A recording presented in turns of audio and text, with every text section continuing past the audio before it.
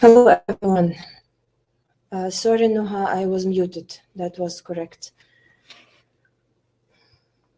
Please confirm if you can hear me, you can see me, and you can see my presentation. It would be great and helpful for me.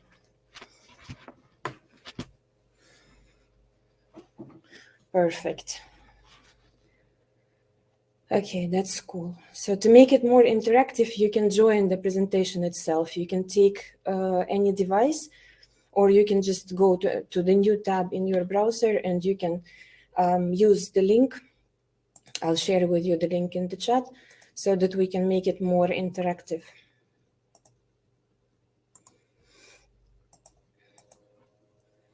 Of course, it's optional.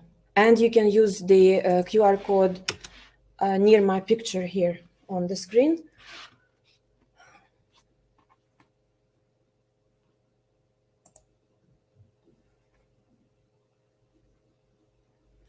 Okay, great. So just if you decide to join the presentation, let me know if everything works. I'll give us 5 minutes more maybe to just make sure everything works, and then we will get started.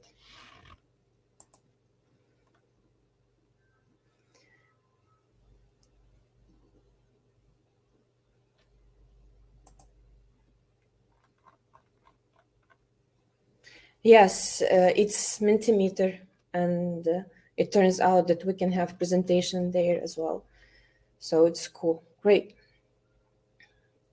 Okay, Alia, Nuha, please introduce yourself in the chat if you don't mind. And there is a tiny question on the screen.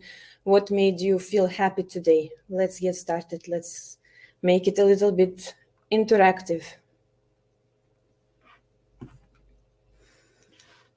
Feel free to take your drink because this workshop will be interactive. I'm not going to talk all the time. I will ask questions. We will have tiny activities.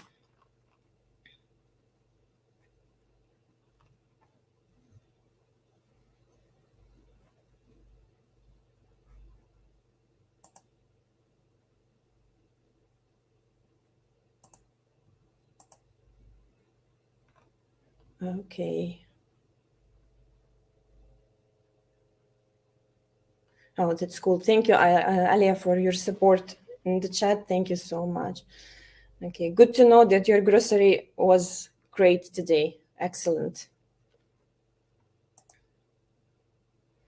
Okay. And I'm totally fine, Noha and Alia, if you will try to speak, because honestly, I'm not sure how to give you permission in this platform. So let us keep trying and figuring out it all together. Hi, Katrina. Can you hear me?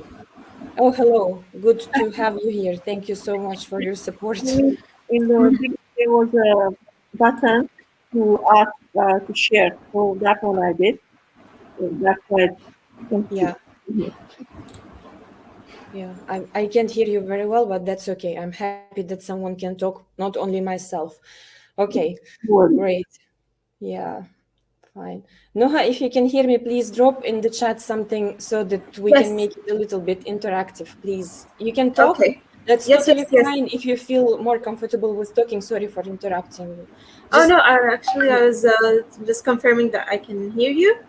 Yeah, and, great. Perfect. Once And we start with any questions, we can actually, yes, we can access. Okay, thanks. Cool. That's awesome. Okay, great. So I can see Nuha, Ashraf, Muhammad Salim, and Alia. Okay, great. Cool. Yeah.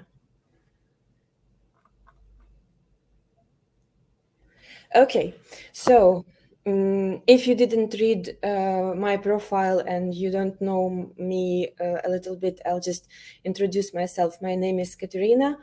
I'm originally from Ukraine, and at the moment I'm located in United Arab Emirates in Sharjah. I'm elementary teacher in one of the private schools in Sharjah, and I advocate for students' agency and risk-taking, and this is what my presentation at my workshop is all about. most important thing that I want to share with you, that I don't insist that the information in my workshop today will be new. I hope I will remind you about something, and I hope you will learn. Maybe your way of thinking will shift a little bit. And I really ask you, if you will find this workshop useful, if you will feel that your thinking changed a little bit, I want you to promote it further and further. I want you to talk to many people, to more people, to raise this awareness about this risk-taking topics, especially for kids. So I guess we can get started. And just to confirm the last time, can everyone see my presentation? Yes. Yes. Yes. Yeah, Yes. great. Yeah, feel free to stop me, to talk, to make some contributions. Use the link in the chat. I'm not sure if people who are joining a little bit later can see the link. Here is the link. You can use QR code in the present slide near my photo to access the presentation itself. It will be more interactive. You can see the slides the same as I will be presenting here, and you will be able to write and type some comments and put some likes. So it will be just a little bit more lively. Great. So I think we can get started. It's 6:35. So today I want to talk to you guys about risk-taking, and we will be mainly talking about kids as I'm an elementary teacher, and this is something that is really interesting for me, and I hope for all educators all around the world. So I would like to start with a small activity. I want you to just think of 3 words that you associate with risk-taking. So 3 first things that come to your mind when you are hearing the word risk-taking. What is it all about? And our activity is in the next slide. You can use the QR code, and I'll share with you the link in the chat. So let's see how it will go. You can submit more than 3 words, but 3 words at a time. So something that you associate with risk-taking, something that comes to your mind when you hear someone talking about risk-taking.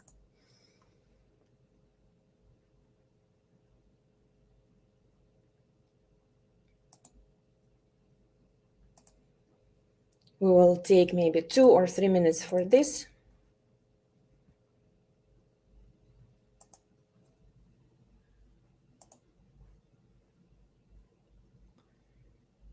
You can also leave the comments in the chat if you cannot access the Mentimeter. That will work as well.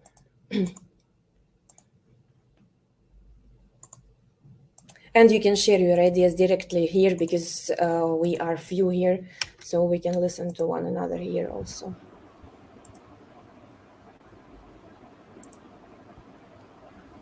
It would be great if in the chat you will let me know that you are done with the activity, so that I can check the results and share it with you also. Okay, Ms. Katrina, I'm still figuring out what should I write. Like it says enter a word. Any word? Yeah, 3 words. For example, when you hear talking me about risk-taking, what do you associate with it? Like, for example, if you hear me talking about vegetables, you probably associate tomatoes, cucumbers, and cabbage. So it's basically the same, yeah? Risk-taking. What 3 words you associate with risk-taking? If that makes sense. Okay, perfect. Yes. So Alia associates challenging, difficult, and fear. Noah, how about you? Ashraf, how about you?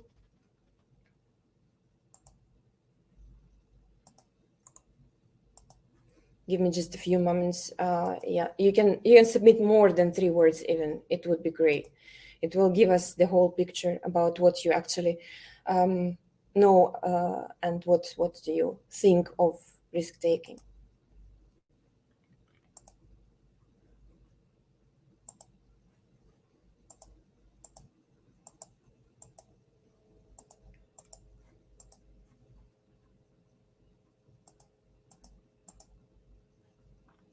So cool. I guess we are done with this activity, and now I would like you to share the 3 words or more. What is on your mind when you hear someone talking about risk-taking, if you don't mind?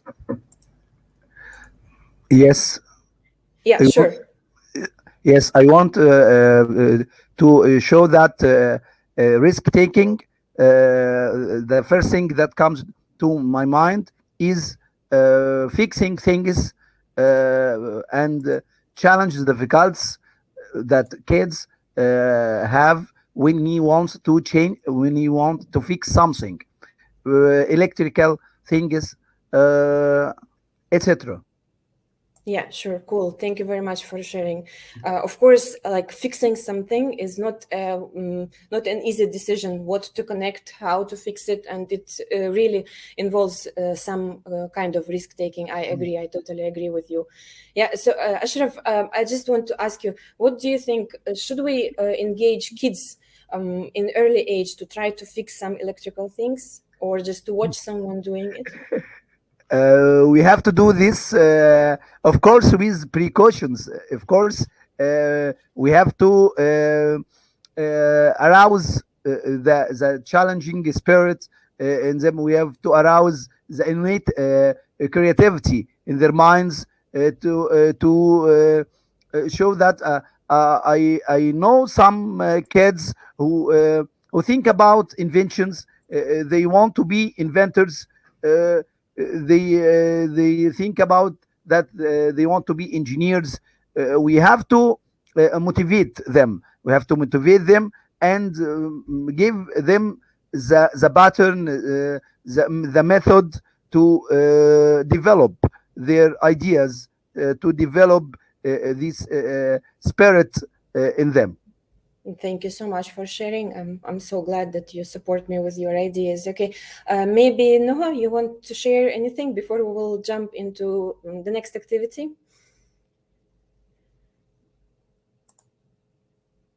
If you are able to, of course. Yeah, okay, perfect. Alia, maybe you? Ms. Katrina, it's the same thing. Like I feel risk taking is challenging. It's going to be difficult in the beginning. I have some fears when I try to do some tasks which are totally new. Yeah, sure. Thanks for sharing. Okay, guys, thank you very much. We're jumping into the next activity before I will start talking a little bit more. And this is a Padlet. This time I will be able to see and share also my ideas on the Padlet with you. And we are filling now two first columns. So click the link in the chat and you will see the Padlet. And the first column says, what do you think you know about risk taking? And what are some things you feel curious about? Now I want us to think of it from the professional side. Yes, maybe you are educators, maybe you are teaching higher grades, maybe you are teaching elementary, maybe you teach subject, maybe you are a class teacher. So just think of it from the perspective of the professionals at this time. So the first question is, what do you think you know about risk taking? Please feel free to share any ideas. There is nothing wrong, nothing correct here. We are just trying to find some, points that we think about. And the next column, what are some things you feel curious about risk taking? What do you want to know more? What are the few things like, why actually did you join this workshop today? Why was it interesting for you? Okay, perfect. I can see some inputs allowing the child's autonomy. And yes, and what are some things you feel curious about? I feel curious about space and universe. Great, that's amazing. So I'll just ask you to share everything related to risk taking. And if you struggle to access any of the links I'm sharing with you, just let me know. That's not a problem. We are trying. Maybe you will find them interesting. And yeah, so Noha, do you have any issues with using the Padlet, the link that I sent right now? No, I actually already wrote there. Great. So it's really amazing. cool. I'm asking because I can see the names, unfortunately. I just see the outputs. No problem. If you can No just, problem. yeah, no problem. Okay, so Alia, Ashraf, Muhammad, I encourage you also to get into the conversation. Let's see.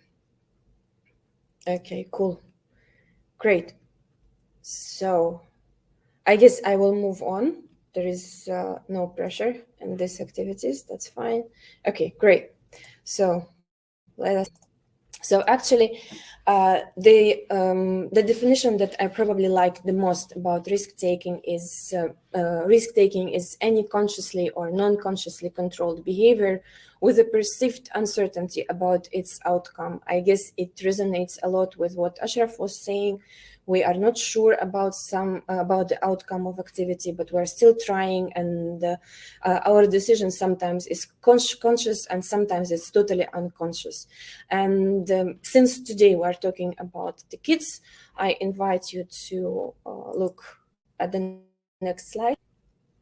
So this summit is called actually Future of Education. We all talk on EduVation in Egypt today and tomorrow, all about future of education. And most of the people, usually like educators, talk about students' agency, students' autonomy, critical thinkers, creativity, and innovators. But how do we do all of this?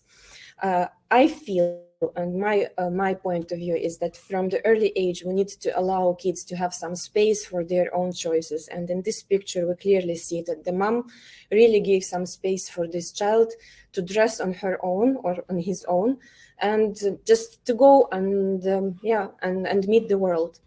Does anyone want to share anything about this photo?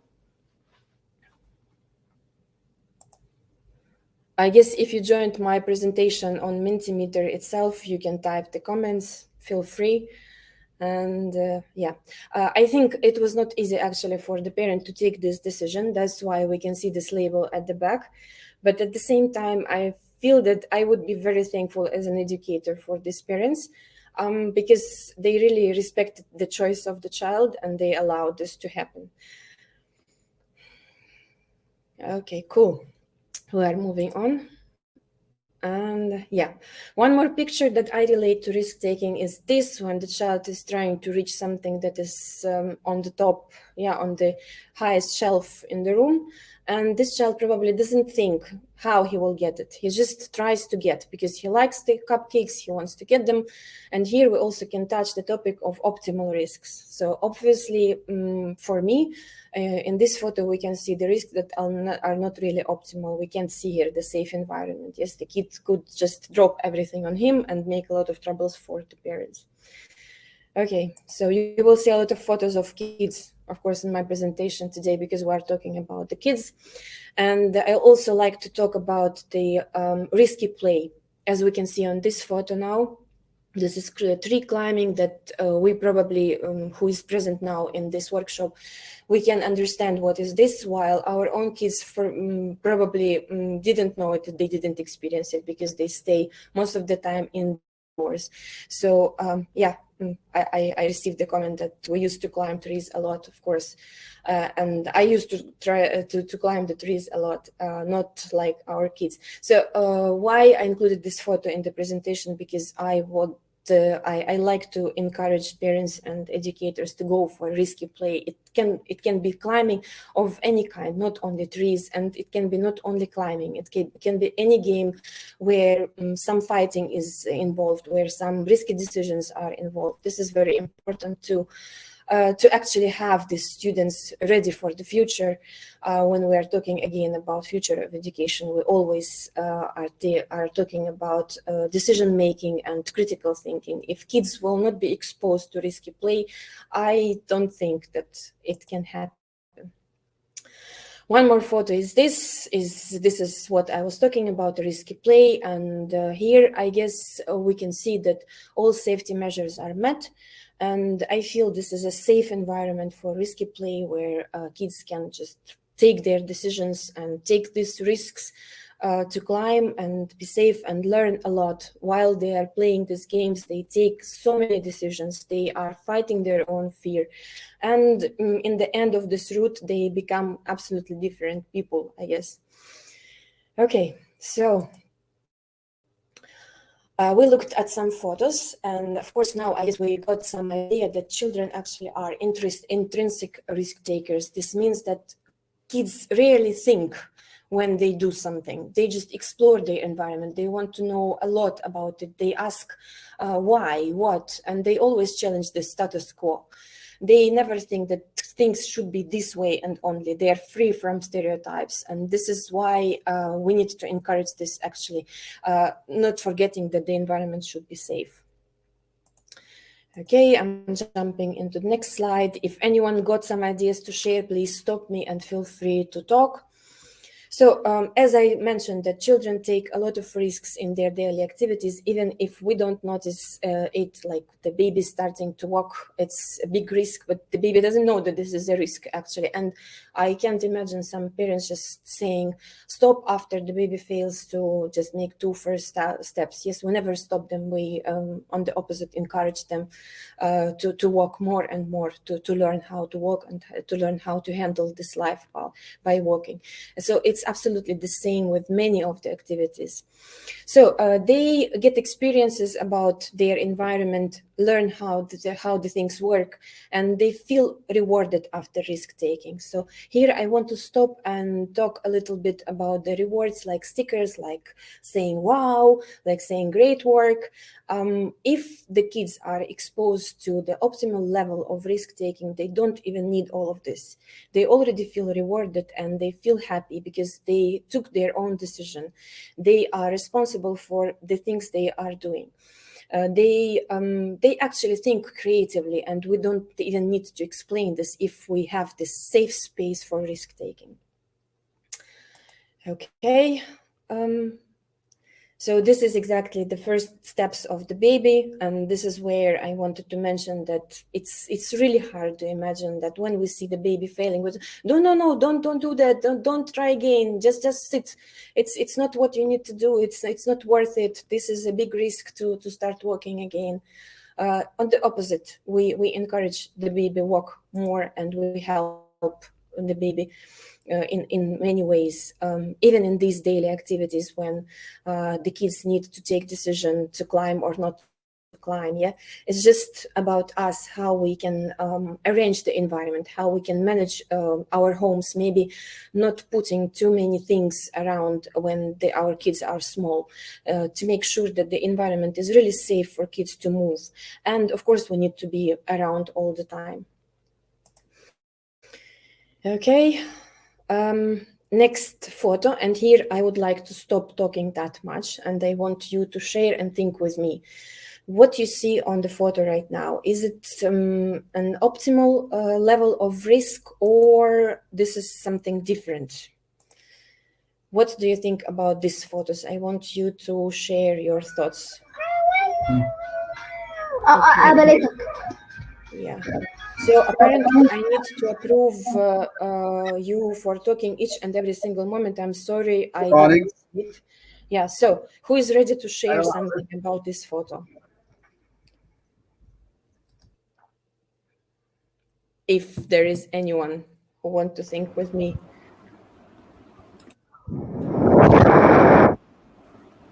Okay, I can hear some noises, that's fine.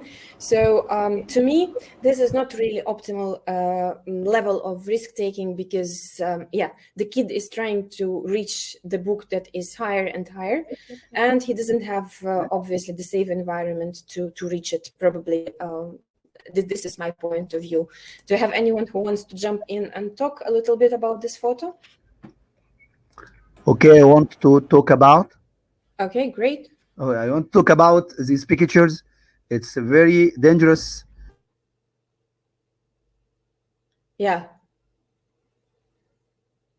It is. Okay, how can we make this not so dangerous?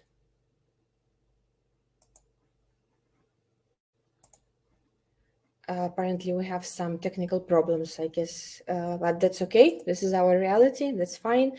Okay, I'll just keep moving.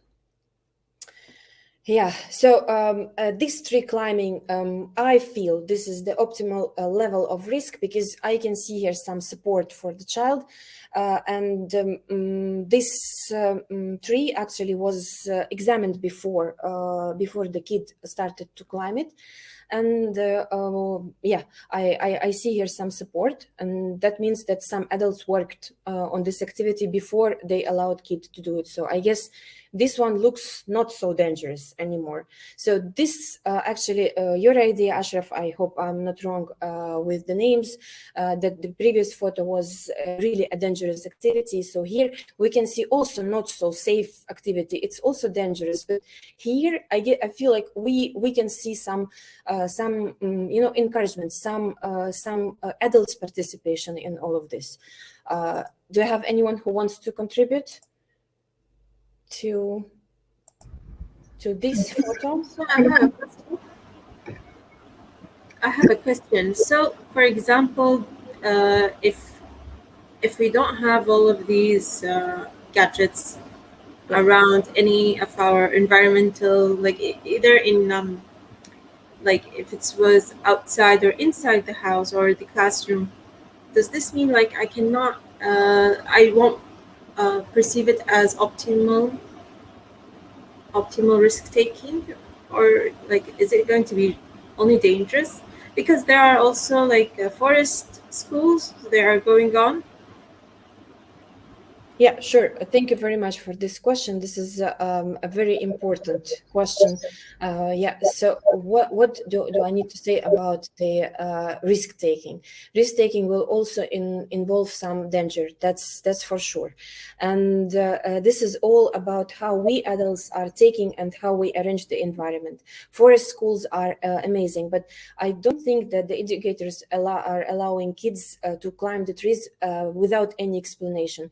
Even if they don't have any special gadgets, they try to explain children that some branches, they don't have leaves on them.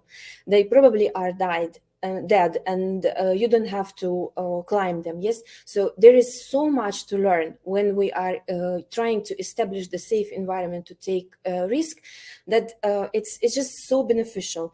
I hope I'm answering your question. So on the way, yes, to organize some activities that we perceive like really dangerous, but we still want children to try.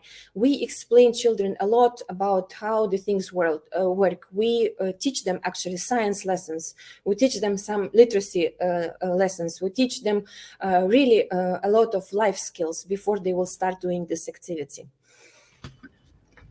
I hope this answered your question. If not, just give me more insight so that I can talk more about it. I want to ask a question. Yeah, sure. I want to ask if it's very useful to make these skills, life skills, is a particular subject for particular teacher, not for all the teachers. These skills needs a curriculum, needs a methods, and needs a curriculum to train the children how to deal with this, how to make these exercises very safe for them. So we need potentials, we need facilities, we need a lot of things. So I think it's more useful to make this a particular subject for a special teacher to do this. Not it's not the job of other teachers. It's a job of particular teachers to teach them how to deal with life, how to motivate, encourage them to risk taking, encourage them to make these dangerous things.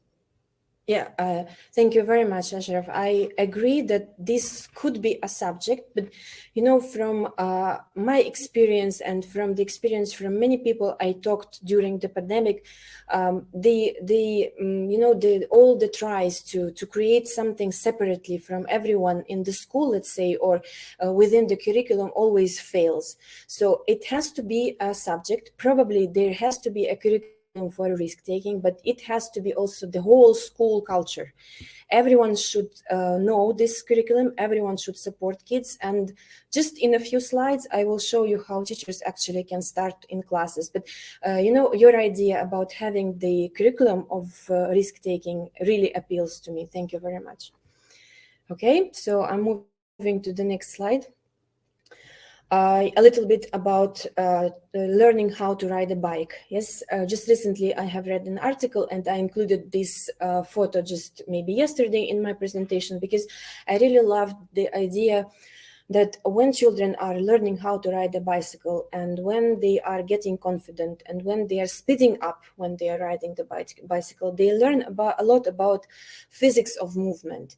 And actually the author of the article insisted that children who are riding the bicycle dangerously, they become more cautious drivers in the future.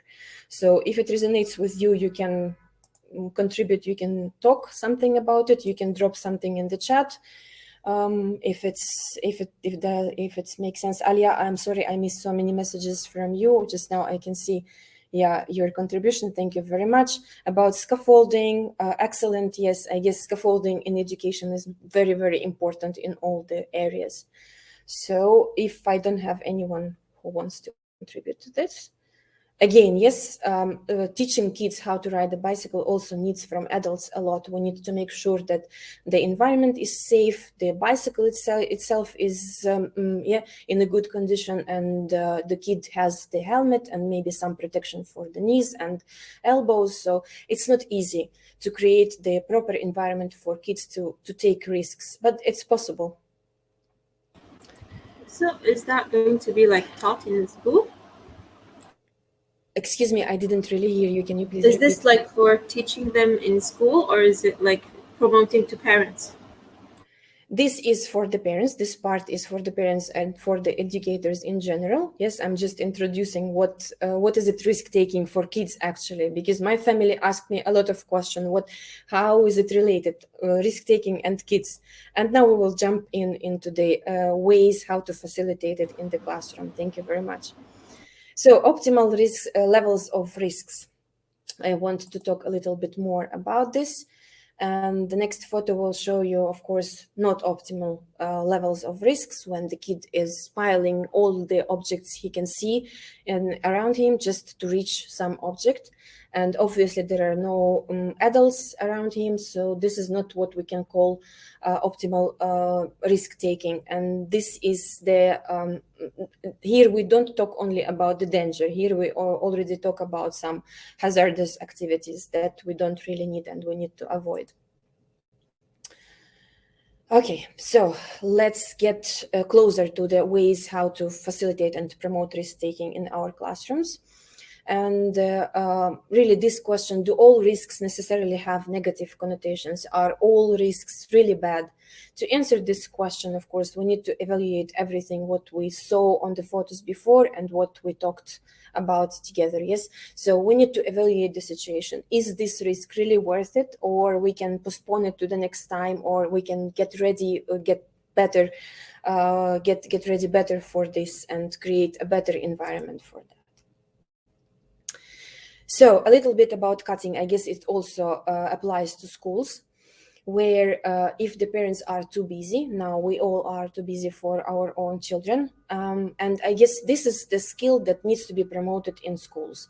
And it doesn't go only for KGs or elementary school. I guess this can be promoted in any types of experiments. Yes, if you notice that children cannot really use the knives properly, why not to do it in schools? And we can start not immediately from sharp blades. We can start with plastic knives and maybe some different types of things to cut, not the hard cucumber. Okay. Scissors. Yeah, I know from my own experience in the schools I worked that educators and administration often refuse to use scissors in classrooms, and I would like to advocate for their use. This is a very good skill, and it teaches kids how to handle the sharp objects. And again, it involves not only early stages. So we're getting closer to ways how to promote risk-taking in the classes.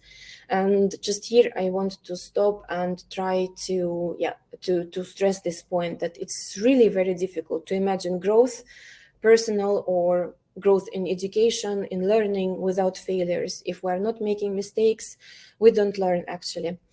So as accountable educators, we are always trying to establish the safe environment for our learners. And here we sometimes exaggerate.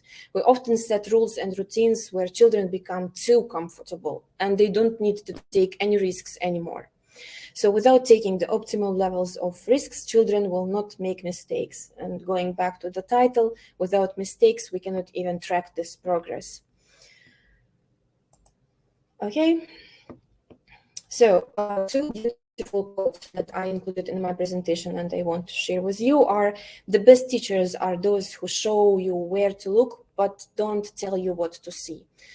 And the next quote is, teachers open the door, but you must walk through it yourself. Yes. So in both cases, when we exaggerate with a lot of rules, with a lot of rigor in our classrooms, we close all the doors. We don't even show the direction where to see. Yes. Or it's opposite. We open all the doors and we walk ourselves. And children are just looking at us, just silently. This is what is happening. I hope not in your classrooms. I hope not in your environments, but from my experience, it happens. And kids are just, they just become the observers. They are not becoming the, someone who is responsible for their learning. They are not actively engaged in the process. So not all risks are bad, of course, and in many cases, mitigating or refusing all risks might lead to losing agency and responsibility of learning. Yeah? While establishing the rules and routines in your classrooms, it's always good to think about some space and consider some amount of time really for children to make their own choices and take optimal levels of risks. So Noah, I'm getting closer to your beautiful question. And now, if you don't mind, I want to ask you a question and I want you to participate in the presentation itself or in the chat. The question is, what do you think happens when you allow learners to take risks? You can unmute yourselves and you can just talk. So what happens when you allow learners to take risks? The learners will learn from their mistakes and they will have very good confidence. Do you hear me? Yeah. Mm. Thank you very much. They will have very good confidence. We suffer from the fears of parents that the children can't have the confidence to do anything. So we have to eliminate these restrictions for the students to make everything to do everything by themselves, to cut, to ride a bike, to climb, to interactive, to build their confidence, and they learn a lot of things that they can't learn in at home because of the fear of their parents. Thank you very much. Yes, they create wonders, says Alia. Noah, do you want to contribute to this? What happens when you allow learners to take risks? Their progress will be shown more clearly. Thank you very much, Mohammed. Okay, not raise our voices when they do a mistake. We should control our own reactions in order to encourage self-reliance. Thank you very much. Thank you for your inputs. I'm so happy that everyone is active. Okay, great. So let me move to the next slide, if I will be able to. Something is going on. Okay, good. Okay, great. Perfect. So we are moving confidently to actually ways to facilitate risk taking, and I saw a beautiful contribution. I think that was from Noah. Noah, you will see very soon something that really resonates with me and with your idea that you mentioned in the slide. Okay, so what are the simple ways to facilitate risk taking in our classrooms, in our school environments? From my own experience, yes. First of all, we need to create a safe environment for all learners to share ideas. And I guess it resonated with all of you. Ashraf shared something similar to this. Alia said so. Noah also mentioned this. So when children are talking, we have to try our best to avoid judgments in any way. We need to avoid our quick reactions like, sorry, it's wrong, or wow, it's correct. We need to appreciate and really celebrate everyone's input by simply saying thank you. If you will come up with better idea than just saying thank you, this is just awesome. It's just our educators' nature. Maybe you will find some other way to appreciate and really celebrate everyone's input. But we really need to try to avoid just these quick reactions when the kid is saying something wrong or not really correct. We don't have to show it even with our body language. We need to try to be neutral, and we need to encourage them to share. And in this way, we will have the classroom that will look like this. So when the kids are raising their hands and they are ready to share, they are keen to answer our questions, or they just want to share their ideas at any moment, we can be sure that we as educators created that safe environment for sharing their ideas. If at this moment someone wants to share anything, you are more than welcome. Okay, perfect. Then I will move on. So I guess the high school and middle school teachers could relate to this raising hands a lot. As far as I know from the articles that I read and from my friends, colleagues who are sharing with me that especially during online learning, the middle school students and high school students were not so active and not so keen to share their ideas. So the next way, how can we facilitate risk-taking in the educational environment, is avoid using ready-made organizers all the time. I am not saying that we don't have to use any graphic organizers, any templates anymore. It's not just, no, I'm not using them. It's all about the choice. It always have to be and. I'm using the templates and I allow children to be creative. So I'm actually talking about the graphic organizers of this kind or any other.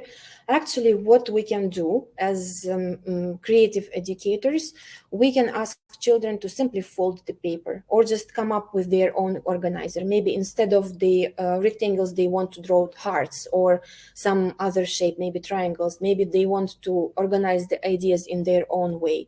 So there always should be some choice, something ready for them to use if they don't want to show their creativity, and the way how to really encourage them to be creative, even in organizers of all type. The next way is to avoid stereotypical models and thinking. Variety is the spice of life, and as we all know, even fruit and insects and animals are not the same. When I will show you the next slide, you will understand what I'm talking about. And this is not only for kids, actually. You will recognize this pattern in all of the subjects. So, for example, when we ask children to color this page, and there is a model clearly showing that the colors should be only purple, pink, yellow, green, and blue. We are imposing some stereotype on kids, while we all know that actually butterflies are not all the same, and this is only 6 types of butterflies that actually 4 of them look a little bit the same. You can find a lot. If you didn't see them with your own eyes, which is quite normal, you can just look videos on YouTube, National Geographic, and we can see that actually butterflies, we will never see all the butterflies looking the same way. So in this slide, actually, it refers more for smaller children, but I'm sure that these patterns are to meet in all the subjects. There is something where we are showing only one model, only one way of thinking, and this is the stereotype what we need to actually avoid if we want to promote the risk-taking in our classrooms. Yeah? So next slide, let me just check if anyone wants to contribute. Just stop me if you want to say something. I hope I can do it. Yeah, okay, great. The next and probably the most important way how can we facilitate risk-taking in educational environments is to slow down, just simply slow down. I know it's not easy within the traditional curriculums and school settings, but still sometimes it's quite possible to slow down, to take your time, to allow learners to do things independently, as Ashraf mentioned before, and suggest just creative solutions. Sometimes it's really possible. So for example, again, I'm putting something that is more related to elementary, as I'm actually an elementary teacher, but you can relate it to any activity in any subject in any level. There are these activities where actually kids need to cut these numbers and put them, or maybe they need to cut some sequence of, some processes in physics or in chemistry, and they need to put them in correct places. Yes. What do educators do due to lack of time, or due to just tiredness, or due to some limits that administration is putting on them? They actually cut in advance, and they give children already everything ready. Just cut out, okay, you just copy paste, and that's it. So this activity, I don't think that it can promote any risk taking or any creativity or any innovation in thinking. I guess it's better to give students scissors. If it will not happen in this particular subject, they probably can do it maybe as a homework or in any other time, but just don't limit this part. Don't take it from students' life. They have to do it on their own if you are going for these templates. One more example. Like for example, in art classes or in any activities where kids need to show something with drawings, some teachers, some educators prefer to use templates. In my own case, I'm really proud of this work in my art class, where I just encourage kids to draw a fish, to divide the space freely with the lines, and then just to take any colors they want and color them. I feel that this was the space where the kid could think of the shape of the fish that he or she likes, put it in the middle of the paper, then divide the paper with all lines that came to her or his mind, and then color with the colors that he or she wanted. In this case, even there was a choice to use the paint or the felt tips or markers or just colors. Yes. So this is the simple example when instead of using just template, just ready stereotypical model, some educators might take some time and just go for something really creative. Okay, at this point, I think I talked a lot, and I want you to invite to share your ideas if there is anyone keen to talk a little bit at this stage. So Nuha, I hope that I jumped into the real essence of this workshop, and I tried to explain some ways to take the risks in educational environments. Did it work? Yes, because what's happening is that I'm here in Malaysia, and the parents here, especially as I've kind of noticed, they are kind of overprotective. So they don't even allow the child to go outside and play. What happened is that even on a school level, for example, if the teacher took the children to play outside, they don't want the child to sweat. Don't want the child to get bitten by any insect. They don't want the child to have any allergies, and they just keep them inside. And so, how can we promote that to parents, especially? Children will always be naturally curious, but parents are the ones who are overprotective. Yes. Yeah, absolutely. No, this is relatable also for our setting here in UAE, and actually. This is a topic for another workshop actually, and it's really interesting. How can we promote this shift in thinking, especially with parents? maybe we could create some activities where part is done in school and another part is done in by families maybe. And here I want to go back to Ashraf's idea to have the curriculum for risk taking. Why not? We can create maybe a course, simple crash course for parents if they are keen to, if they're active to, to listen, to come to school, to talk to educators. Maybe we could show it. If not, we cannot change everyone. We can't be, good for everyone, of course. We can take these simple steps that I'm trying to explain in this workshop in our classrooms. At least, if not tree climbing, maybe some freedom in creating some art or using the activity in the way kids really want it. I hope that answers your question now. But really, thank you. This is something really urgent to talk about. Shahira, thank you for joining. I know that you are following me on LinkedIn. I'm really happy to see you. Oh, yes. Awesome.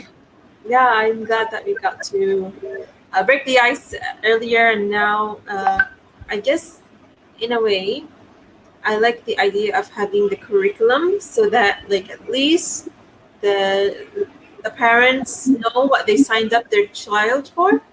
Like, so we have children go out to the backyard, for example, and they kind of look at insects, look at plants. So this is maybe like what Ashraf was talking about.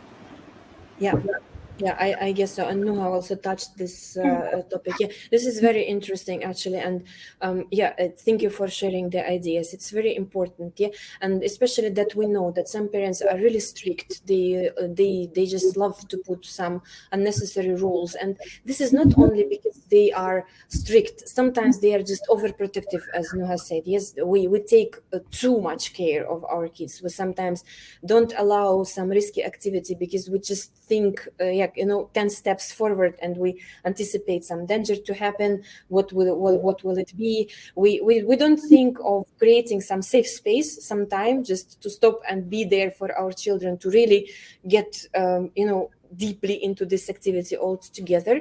That's why some parents just don't want it, and it's very, very relatable also to our environment. I guess Alia will agree with me because we teach in the same environment. It all educators are talking about it. So see, from this workshop we also got the idea that we really need to talk more to parents and to engage them more in the school life. Like all stakeholders and especially parents have to be engaged. Yeah, thank you for this input. Great, that's amazing. So if I don't have anyone who wants to talk at this moment, I will just jump to the next slide. Yeah, I hope Ashraf, you can now talk. Yes. Yeah. I wanted to talk about the subject that we want to have at schools. We have to care about that the practical subjects, physical education, arts, music, all of the subjects must have risk taking. We must, I suggest that some topics, risk taking, distributed to the educator of this subjects to to train students to do this risk taking. For example, for the educator of physical education, that climbing make them ride bikes, teach them how to how to be self confident, and so on, etc. In arts, as we see in the examples that the fish as we see now, this is for art. So we have these types in all subjects, but in practical subjects it must be existed very clearly. Yeah, absolutely. I agree that in PE and in art lessons, it should be like explicitly shown, and also it would be great if all teachers are supporting this, yes, because English teachers and let's say fluency teachers or literacy teachers can explain it in some way. They can give the stories about riding a bike and its benefits or risky play. It has to be the work of the whole community, I guess. But really thank you. Yes, this idea of having the curriculum for risk taking is really awesome. I guess it has the real future. It's like, you know, this the well-being curriculum is the must now in schools. I guess this is the huge part of well-being, actually. Thank you. Yeah, thank you for your input. Yeah, thank you very much. Let me share. Yeah, okay, great. So I want to invite you to the Padlet one more time. And this time I want you to fill in 2 last columns. And if you are joining it for the first while, take your time and answer all the questions. The questions are all about risk taking. Yeah? And meanwhile, if you don't really like the activity in Padlet, you can share more of your ideas because we are approaching at the end of the workshop. So I invite you to share the ideas on Padlet, and I would be really grateful for the last column. Let me know what can I improve in my workshop, just to take this into consideration for my next ones. So let me share the link one more time, and I will be jumping into it also.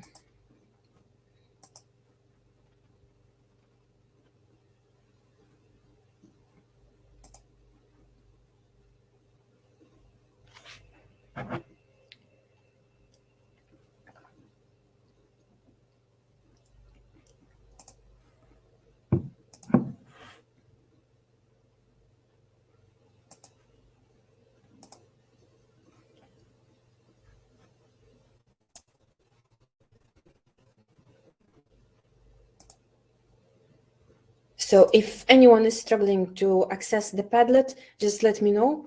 I will try to find a way how to make it easier. You can use the QR code on your screens, and you can use the link in the chat. I hope that works. So if you learned anything new or it resonated with you, with your ideas, I reminded you of some ideas, or I validated some of your ideas, please let me know in the column 3. What can you share with your colleagues, friends about this after this workshop? And the last column, please, some feedback for me, very important to consider in creating my next ones. Thank you, Nuha. If you want to share anything, you're more than welcome.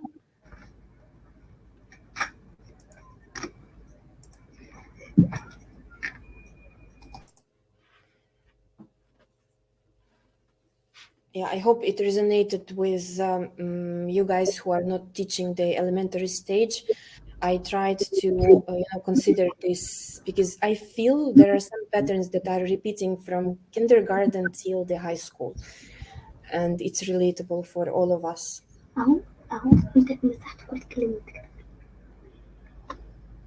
I can hear someone talking, but I'm not sure that you are talking to me because the voice is so far away.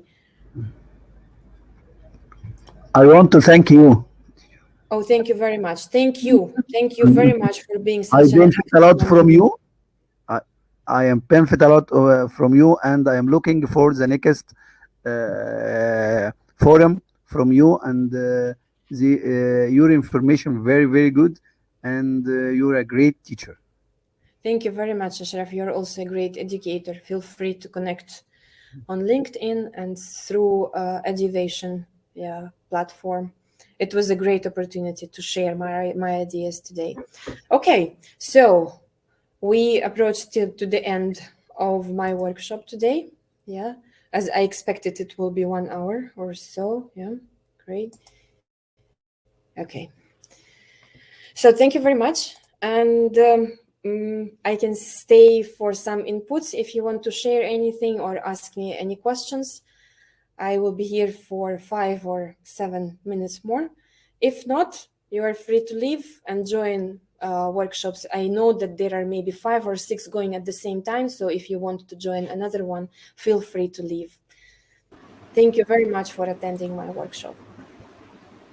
Thank you so much, Katrina, and I have benefited a lot from that. I've also benefited from all the input from my other, uh, let's say, workshop mates here. So thank you all of you, and Thank you. You all were so active. It was really amazing. I love when people are talking, sharing ideas, and participating in some activities. Though it's not always easy. We are using different platforms. It was awesome. Thank you very much, Noah. I'm so happy to thank connect to you. you. Me too, of course. And on Yeah. LinkedIn, hopefully we can be there. Yeah, sure. I saw your message. I'll get back to you. Okay, okay, no problem. Thank Yeah. you. Bye. Bye. Bye. Bye. Thank you, Katrina. Thank you, Alia, for joining. A huge Yeah. support for me. Thank you. No, thank you. Bye-bye. Thanks. Bye. Thank you, Katrina. Goodbye. I hope to see Bye-bye. you Thank again. you very much. I hope to see you again more time. Inshallah.